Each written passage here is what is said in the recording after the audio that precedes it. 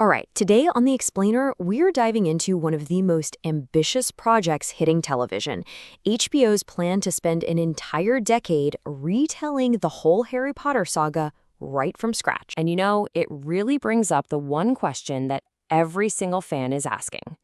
After a story that defined a generation and a film series that became a global phenomenon, can you really, truly recapture that magic? Well, HBO is betting big that the answer is yes. They've officially announced a brand new series, and the scale is just, honestly, it's staggering. We're talking a 10-year commitment to bring the entire story to life all over again. So let's break down what that actually looks like. So the whole pitch, the core idea they keep coming back to is creating a brand new era for Hogwarts that's built on being a completely faithful adaptation of all 7 books. But what does faithful adaptation really mean this time around? Well, the game plan is to give each book its own full season. Think about that. It gives them all the room they need to dive deep into characters and subplots the movies just didn't have time for. Stuff like Peeves the Poltergeist actually causing chaos in the castle, or the full complicated backstory of the Gaunt family.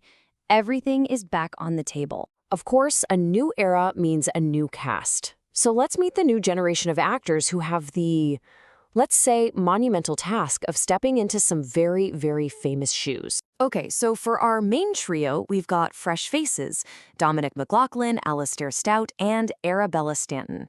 But look at the incredible talent they're surrounding them with. You've got absolute legends like John Lithgow as Dumbledore and Janet McTeer as McGonagall. You have the brilliant Papa Sudou as Snape and the hilarious Nick Frost taking on Hagrid. It's a really clear strategy. Build a foundation of world-class, heavyweight actors around our new young stars. And the wider cast is just as stacked. We're seeing names like Rory Wilmot as Neville, Louise Brayley as Madame Hooch, and even Anton Lesser, who you might know from Game of Thrones, stepping in as the Wand Maker, Ollivander. And if you want to understand just how massive this casting process was, just look at this number. The team reportedly looked at over 32,000 actors for the main roles. That's just wild. It really shows you how critical it is for them to get these iconic characters absolutely right. So we've met the cast on screen, but what about the people steering the ship? Let's take a look at the creative team that's been tasked with building this new wizarding world. Now this is where it gets really interesting for TV fans. The showrunner, Francesca Gardner, and a key director, Mark Mylod, are coming straight from the mega-hit HBO show Succession. That could mean we're in for some seriously sharp writing and complex character drama. And of course, J.K. Rowling is on board as an executive producer, which provides that direct link back to the source material. And get this, to bring all that magic to life, there's chatter that Framestore might be returning. That's the same visual effects house that did the original films. So just imagine that classic, familiar magic, but completely supercharged with 2 decades of new technology. Pretty exciting stuff. So let's get down to it. How different is this series really going to be from the movies?